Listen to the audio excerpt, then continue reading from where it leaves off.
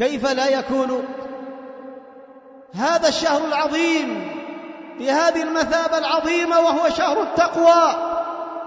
قال الله عز وجل: يا أيها الذين آمنوا كتب عليكم الصيام كما كتب على الذين من قبلكم لعلكم تتقون. إنه شهر الصيام وشهر القيام.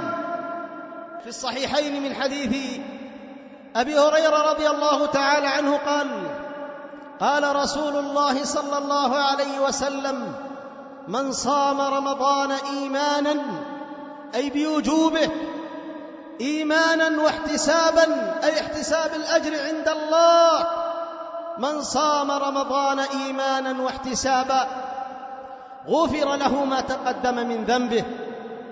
وفي الصحيحين أيضا من حديث أبي هريرة رضي الله تعالى عنه أن النبي صلى الله عليه وسلم قال: من قام رمضان إيمانا، أي بسنيته ومندوبيته، واحتسابا، أي احتساب الأجر عند الله، من قام رمضان إيمانا واحتسابا غفر له ما تقدم من ذنبه.